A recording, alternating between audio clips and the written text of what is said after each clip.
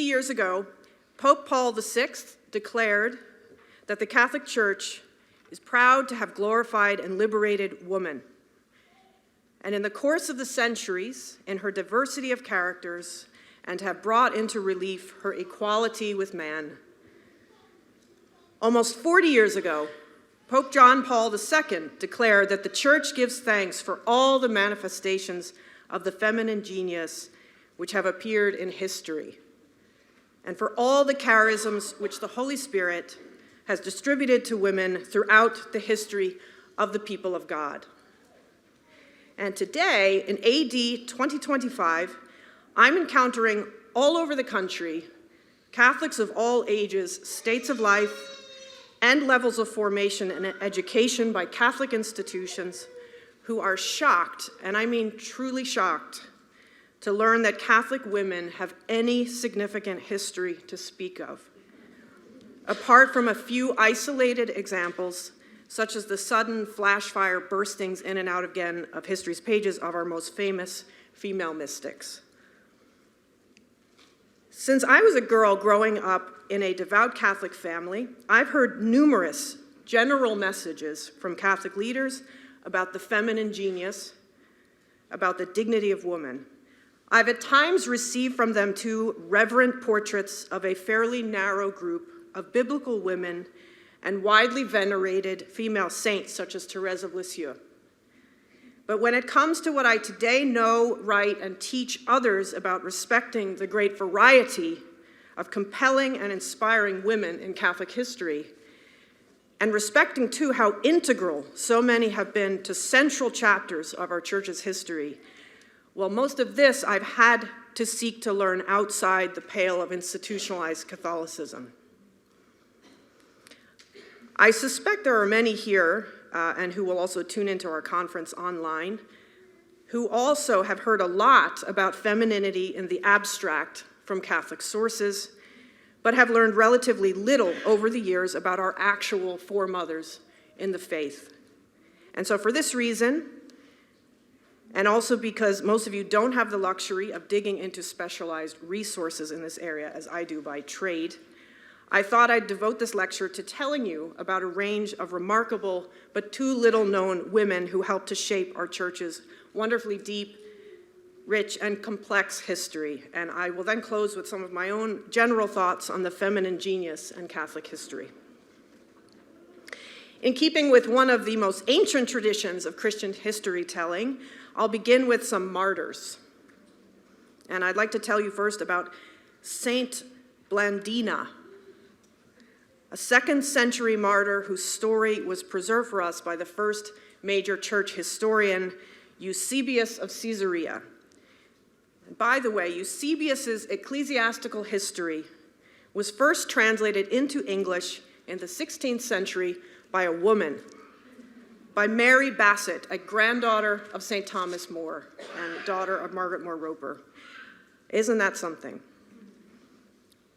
Blandina's name isn't included with those of Saints Felicity, Perpetua, and other female martyrs in the Roman canon, so most Catholics have never heard of her, let alone learned that she was just one of numerous women and men killed in the Roman persecutions of the followers of Jesus prior to when the Roman emperors embraced Christianity in the 4th century. Blandina was a slave, and she was imprisoned for her faith at the age of 15 in 177 AD.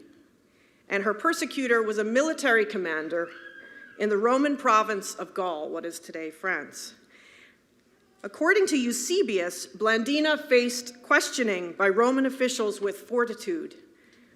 She also encouraged other Christians imprisoned with her, male and female, to insist on their innocence when accused of cannibalism and incest, which were crimes often imputed to Christians in this period. Although a very simple gesture of honoring the Roman gods alongside our one true God could have saved her life, Blandina endured brutal torture in an amphitheater. Refusing again to acknowledge the Roman gods, she was stabbed to death after being scourged, burned on a grate, and attacked by an angry steer. I'd like to jump forward many centuries to the early modern period, which is my main period of expertise. when other women similarly gave their lives in fidelity to Christ, but in contexts where Protestant authorities attempted to coerce them into accepting their ideas and ways. While many Catholics today know of the courage with which the aforementioned Thomas More faced his trial and execution at the hands of King Henry VIII's regime, many Catholics are unaware that some of the bravest Catholics of the same period were English women who suffered greatly during the reign of Henry's daughter, Queen Elizabeth I. 3 of them were canonized 50 years ago. First, St. Margaret Clitheroe was a young wife and mother of 3, as well as a Protestant convert to Catholicism, while her husband remained Protestant. And she was arrested several times in her home city of York. She was targeted for not attending Protestant services and for hiding Catholic priests who offered the true Mass secretly in her home. Upon her final arrest, Clitheroe refused to plead either innocent or guilty, rejecting the very legitimacy of the arrest. She was then crushed to death in public on Good Friday of 1586 while pregnant with her 4th child. Second, Margaret Ward of Cheshire, St. Margaret Ward of Cheshire, was an unmarried woman in her 30s when she was arrested, tortured, and hanged at Tyburn in 1588 after helping a priest escape from prison. She refused to disclose his whereabouts during rounds of severe torture. She also refused to attend a Protestant service when simply doing so would have saved her life. 5 faithful laymen were martyred alongside her. Third, St. Anne Lyne, after converting to Catholicism with her husband, harbored priests to ensure that the true Mass was available to Catholics in Essex. Lyne was eventually arrested and hanged in 1601 at the age of 37. But before she was killed, she reportedly said to the crowd around her scaffold, "I am sentenced to die for harboring a Catholic priest, and so far I am from repenting for having done so, that I wish with all my soul that where I have entertained one, I could have entertained 1,000. Some seminarians I told that story to agreed that she's a based woman of 1601. I'm glad that mostly female audience laughs at that too. So there are numerous other female Catholic martyrs to speak of, each with unique stories, including many killed in our own time. But I'd like to tell you now about some brave women from our church's history that we Catholics tend to hear even less about. Ones who were quite willing to suffer martyrdom, but who survived to serve the church in other ways. Some excellent historical scholarship has appeared on this subject, such as Carrie Klaus's critical edition for Chicago University Press of the Poor Clare nun Jeanne de Jussy, who wrote a short chronicle, which is a first-hand account of the violent Protestant takeover of Geneva shortly before the reformer John Calvin's arrival there. This resource illustrates the sort of persecution that Catholic nuns who refused to disband in newly Protestant settings sometimes suffered. The highlighted Poor Clares of Geneva were, by 1530, thanks to the protection they had from their cloister walls and from armed priests who helped guard them, they were at the center of the Catholic resistance in Geneva after the city's bishop had fled to a safer place.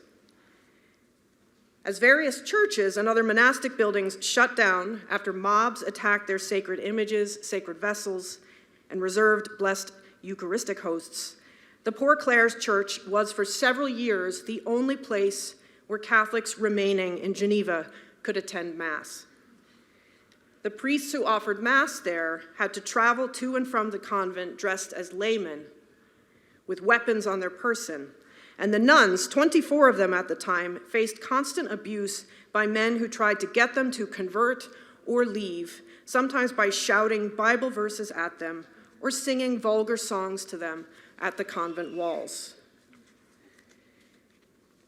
The Poor Clares of Geneva were led in this period by an elderly mother abbess named Louise Rambo.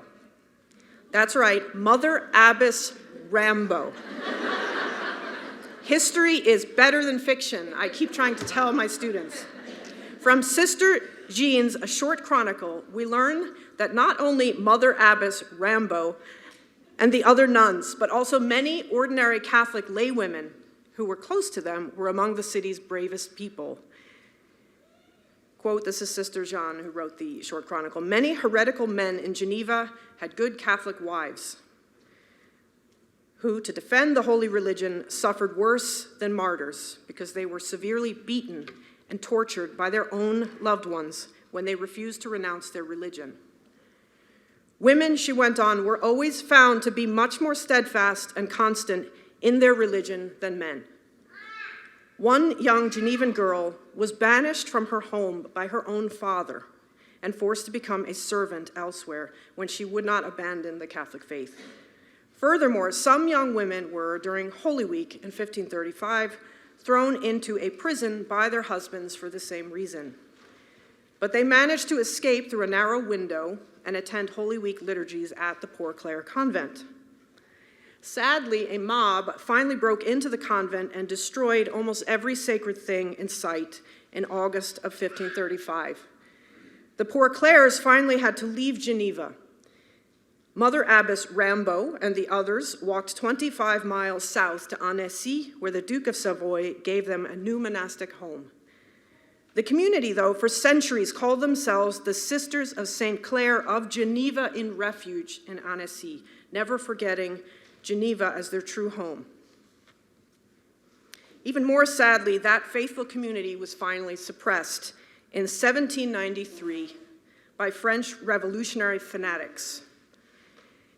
In this context of church history, more women faced the prospect of martyrdom bravely. This was the case with the 16 discalced Carmelites of Compiègne who were guillotined in front of a mob in Paris on July 17, 1794. These women, the Carmelites of Compiègne, were finally canonized this past Christmas Eve by Pope Francis.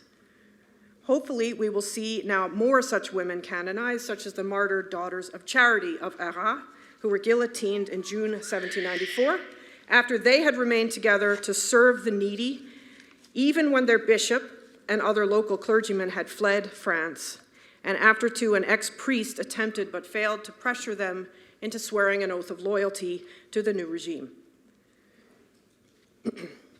But many Catholic women willing to face martyrdom in revolutionary France survived to serve the church in other ways. Many were ordinary peasants and townswomen who resisted government efforts to force a counterfeit version of the Mass on their parishes and who harbored non-oath swearing priests, sometimes against the wishes of husbands, fathers, and brothers who urged compliance with the new regime. There were also determined nuns who survived the revolution and embraced new trials to help restore some of the great contemplative monastic heritage of France. For example, the discalced Carmelite Camille de Soyecourt, who was imprisoned during the revolution and lost many loved ones to the guillotine, lived not only to raise her orphan nephew, but also to tangle with no less a man than Napoleon Bonaparte in order to refound, against his wishes, the discalced Carmelites all over France after the revolutionary suppression. She long outlived Napoleon, dying at 91. Nuns apparently live the longest. Is that true? Maybe some of the sisters can confirm that. She died at 91 after witnessing 2 more French revolutions. Although Soyecourt's cause for canonization stalled in the early 20th century, it seems that without her efforts, the most famous French Carmelite of all, Saint Thérèse of Lisieux, might never have had a French Carmelite community to join in the first place. The church owes many famous things, in part to many women who are largely forgotten today. One of these things, if I can jump back in time a bit again, is the 7th Ecumenical Council of the Church, and the last to be recognized by the churches of both the East and the West. Indeed, we owe the Second Council of Nicaea considerably to the persistence and leadership of Irene of Athens, the ruler of the Byzantine Empire in the late 8th century. After selecting a man named Tarasios to serve as the ecumenical patriarch of Constantinople, Irene convened with him, not with the Pope, who stayed home but sent his blessings, the Second Council of Nicaea. Empress Irene, furthermore, presided over the final session in 787 that pronounced definitively for the Universal Church on the matter of how images of Christ, his mother, saints, and angels could be employed in Christian worship, something that had been terribly dividing Christians in the East to the point of violence for decades. For more about her, I recommend historian Judith Herron's book, Unrivaled Influence, published by Princeton. Now, several centuries later, another Christian empress contributed in important ways to the Cluniac Reform, the most famous monastic reform movement in church history prior to the post-Reformation efforts of St. Teresa of Avila and other Catholic leaders of the 16th and 17th centuries. I'm referring to St. Adelaide of Italy. I've learned most of what I know about her from a historian named Penelope Nash in a book published by Palgrave Macmillan. St. Adelaide's 10th century life could make for a great film. She was married off young to a man who became the King of Italy.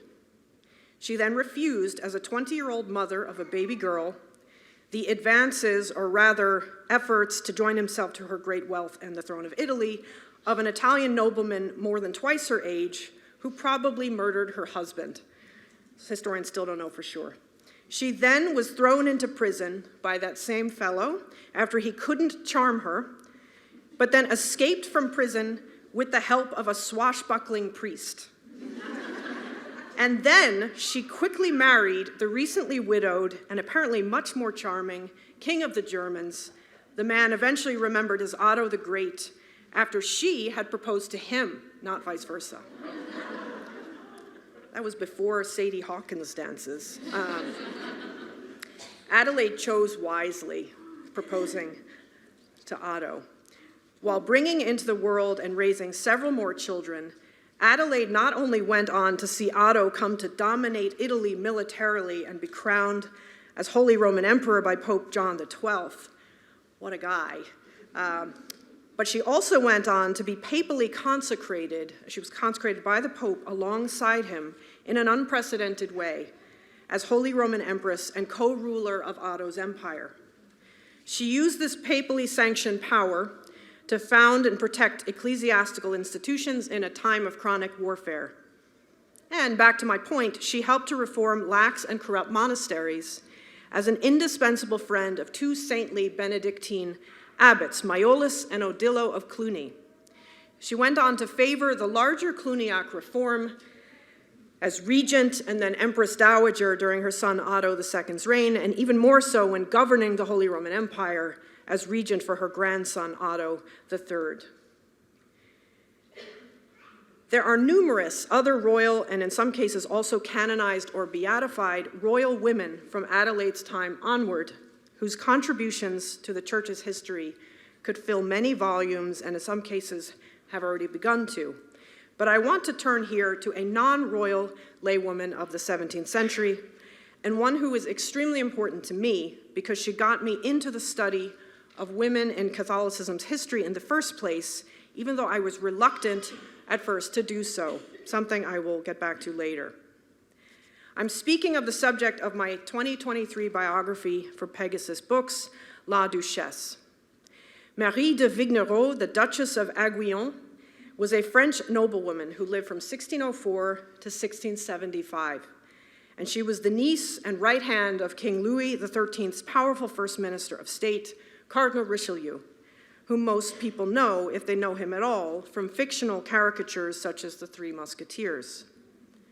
The real Cardinal Richelieu flouted all convention and made his niece Marie, not her living brother, who was a disaster of a man, the heiress of one of the largest fortunes in all of Europe.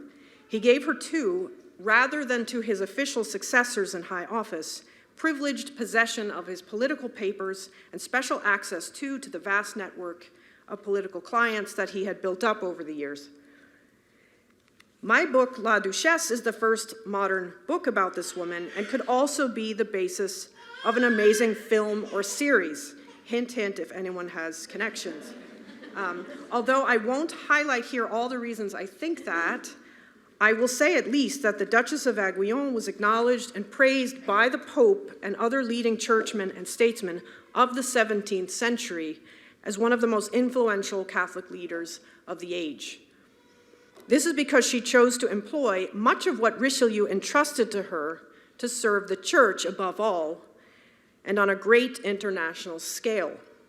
For example, she established throughout France numerous religious communities, male and female, of diverse orders. She also established and helped to sustain schools, missions to the poor, including many of her good friends St. Vincent de Paul's missions, evangelistic missions in North Africa, the Middle East, and Madagascar, and even entire missionary dioceses, as well as charitable ministries in Asia and North America.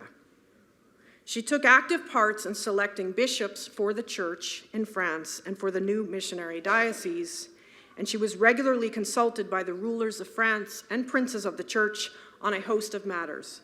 At the same time, she was a leading figure in a variety of French political, social, and cultural arenas, including as a major patroness of artists, scholars, and authors of books on subjects such as, it just so happens, the history of women in the church and the equal moral and spiritual dignity of women and men.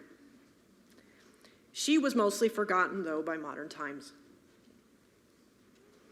Where remembered at all over the past 2 centuries, it has been in distorted ways, either as a retiring pious widow who had been moved emotionally by the charisma of priests such as Vincent de Paul to donate to projects characterized as the fruit of entirely their initiative, or, thanks largely to the novelist Alexandre Dumas, she was caricatured as a mantilla-wearing drip in public who fainted at the slightest whiff of immorality, but also as a minimally clad, sighing sexpot behind closed doors.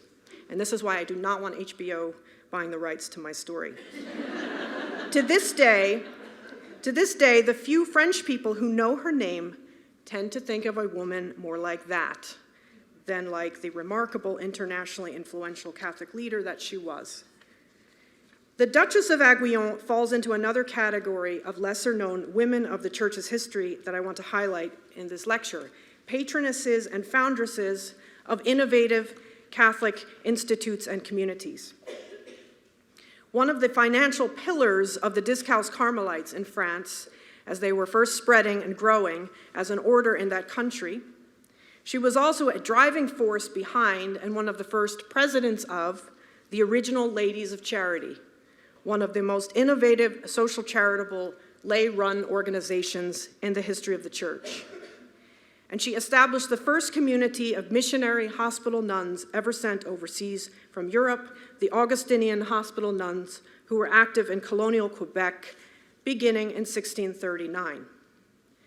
On this point, there's a myth perpetuated, for example, by the recent film Cabrini, that St. Francis Xavier Cabrini's congregation was, in the late 19th century, the first female congregation involved in a serious way in overseas missions. Familiarity with Catholic history, even at a basic level, demonstrates how erroneous that is. The Duchess and other women she knew, such as Saint Jean de Chantal and Louise de Marillac, were conscious of being part of a long and living tradition of female foundresses and supporters of innovative new religious institutes and communities.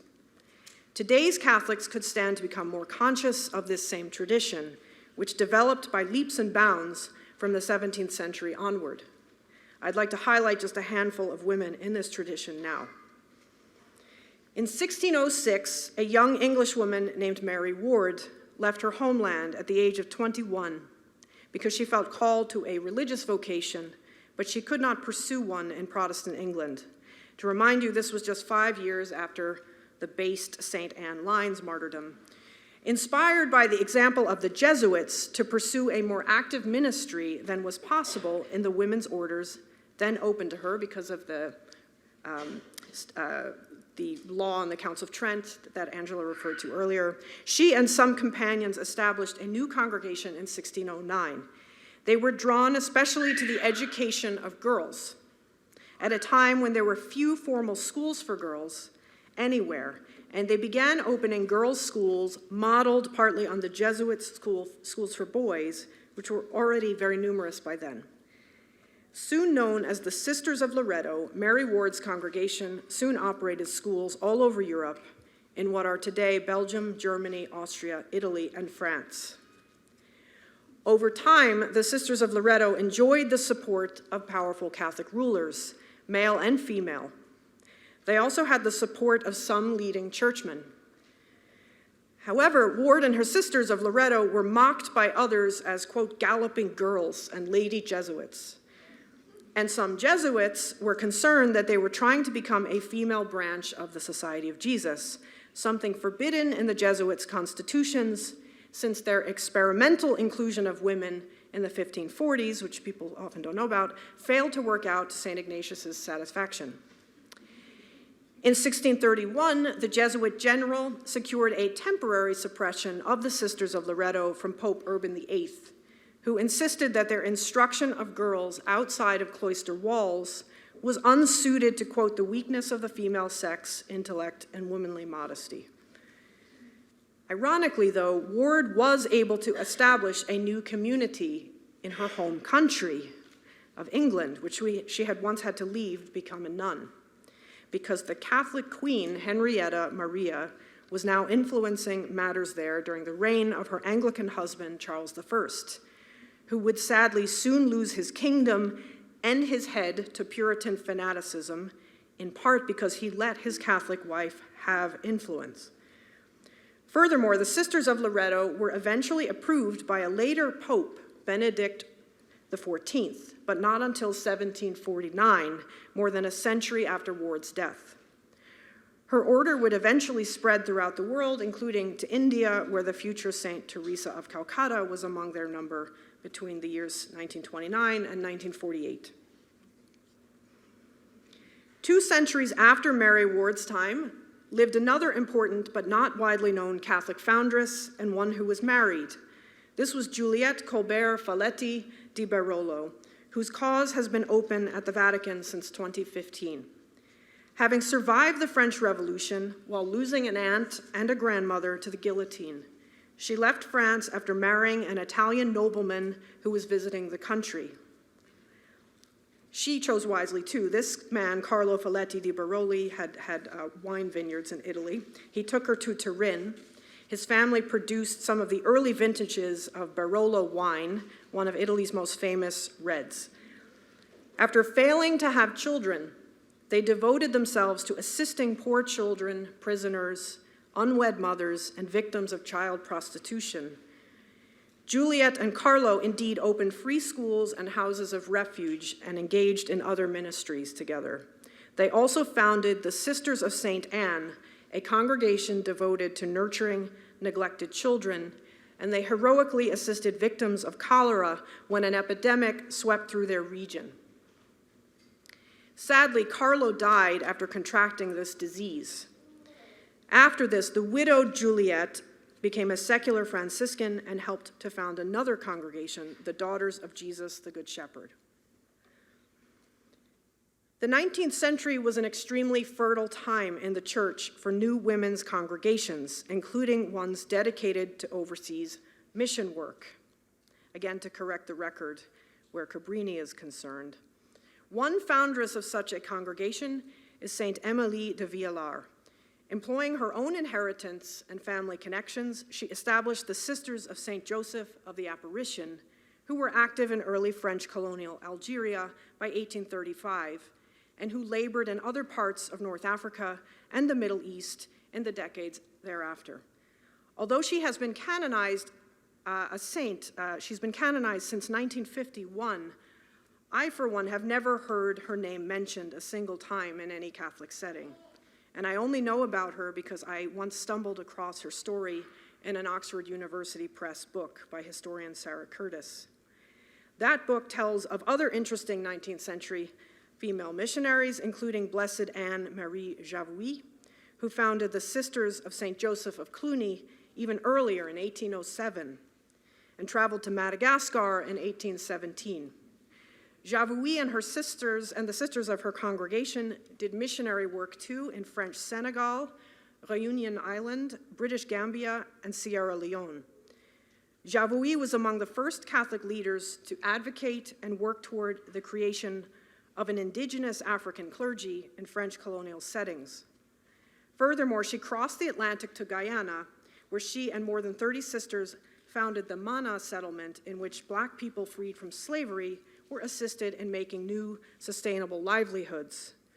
Her work won her enemies, including within the church, but some churchmen who worked with her called her the Bartolomé de las Casas and Francis Xavier of their time. She was beatified in 1950. The final woman that I'd like to highlight today, who was the major patroness of an innovative missionary organization for both men and women, is an English woman named Mary Elizabeth Herbert, who lived from 1822 to 1911. There is no good book about her yet, so I've actually begun a project about her and a whole circle of other women in the British Catholic Revival, which I hope will grow into a book. The missionary organization to which she gave critical support was St. Joseph's College at Mill Hill outside of London, along with its affiliated Society of Apostolic Life and Missionary Ventures in various countries. The progenitor of the Mill Hill Seminary, Society, and Missions was Herbert's dear friend, father, and later Cardinal Herbert Vaughan, whose decades of correspondence with Lady Herbert survive and demonstrate at every turn how crucial her support was from the late 1860s through the early 20th century. Part of a new era of English Catholic clergy and religious joining into global missionary activity in the 19th century, the Mill Hill priests, brothers, and sisters, in time with Vaughan and Herbert's encouragement, labored among marginalized African Americans in the United States, war refugees and epidemic victims in South Asia, and many other suffering communities in Africa, Europe, and Oceania. Lady Herbert interests me for these reasons and many more. Having stumbled across her name by accident one day, I discovered after some digging that she was the author, editor, and translator of numerous books on a variety of Catholic themes.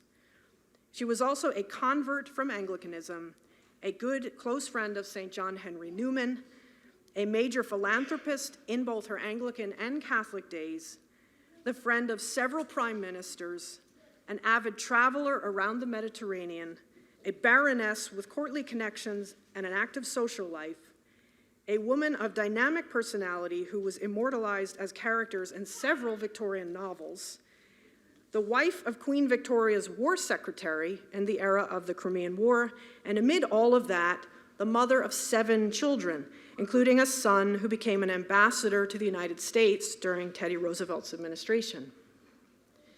I've since learned, too, that Mary Elizabeth Herbert threw herself into her work alongside Cardinal Vaughan, which further included developing and writing for new English Catholic periodicals after suffering 2 tragedies related to her children. After she became a Catholic as a young widow, the British government, at the request of her late husband's family, took her children out of her care to prevent them from being influenced by her new faith. Just a few years later, she also suffered the death of her son William when he was only 16. He had joined the Navy, and he and 500 others perished at sea when the HMS Captain capsized. I was quite moved once I realized the timing of these tragedies in relation to Lady Herbert's most notable accomplishments for the Church. These accomplishments, I should add, include having done all she could for the Catholic population in and around Salisbury, her late husband's and his anti-Catholic family's home city, and one that had been a jewel of Catholic England prior to the Reformation. Among other things that she did there was to set up an industrial school and boarding school for poor and working class girls, to help teach them economically valuable skills in a safe community environment.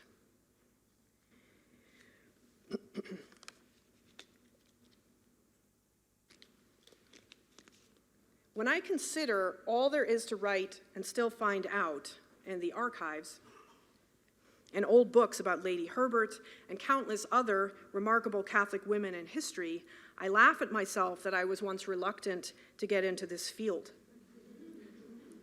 I'm sorry to have to say, though, that I had been led by some of my Catholic formation to assume that there wasn't much of real historical interest to be discovered or written about in this area. I loved and still love and venerate John Paul II dearly, and I read his 1995 letter to women as a student a few years after it came out. And I took to heart lines such as these, that the genius of woman, for the most part, had developed and contributed to human progress in, quote, an inconspicuous way, and that, quote, very little of women's achievements in history can be registered by the science of history, unquote. In an Angelus reflection from the same period, Pope John Paul II called for histories that are written in a less one-sided way, very admirable, less focused on men, that is. He insisted too, though, that to do this, we need to stop focusing on extraordinary events and achievements and shift focus to the, quote, frequently silent, mostly social and cultural contributions of women in the sphere of daily life. The implication here is that the history of women of the church is mostly a consideration of almost ahistorical, largely undocumented manifestations of feminine genius, while that of men of the church gets to remain what it always was, the study of documented deeds, words, and legacies of the great, and I would add, of the notably holy, faithful, courageous, and so on. In short, the most traditional subjects of the historical discipline. As a young person drawn to history, I was interested in understanding my church's relationship to major past political events and significant cultural and social developments. So I chose to focus my first major project on a group of people whom both my church teachers, who I respected, such as John Paul II, and ironically, some of the more radical feminists I reluctantly learned from at Harvard and Yale, were telling me occupied mostly alone center stage in such areas, i.e. men. And the particular men that I chose to study and write about were Jesuit missionaries. The most unexpected thing happened, though, while I was working on my Yale dissertation, which became my first book, Apostles of Empire. The 17th century Jesuits themselves, as I began reading them on their own terms, told me how important various women, French and Native American alike, were to their missions in North America. Contrary to so much of what I had been formed by various Catholic and feminist sources alike to think about their era, especially about Catholic clergymen of their time, they often spoke of some women as partners and even at times as people they deferred to and received invaluable protection from, as was the case with the Duchess of Aiguillon. Indeed, it was these 17th century Jesuits who introduced her to me. The sources of Catholic history, once we really begin to read them closely, are full of surprises like this that should not, frankly, be such surprises to us Catholics of all people at this stage of our church's life here on earth. Chroniclers of the church's past from every century have been telling us in all sorts of ways, sometimes reluctantly, sometimes enthusiastically, about the deeds, words, and legacies of numerous great and notably holy, courageous, and faithful women who, alongside all the men, can help us to better understand what the church has been in the past and why she is the way she is now.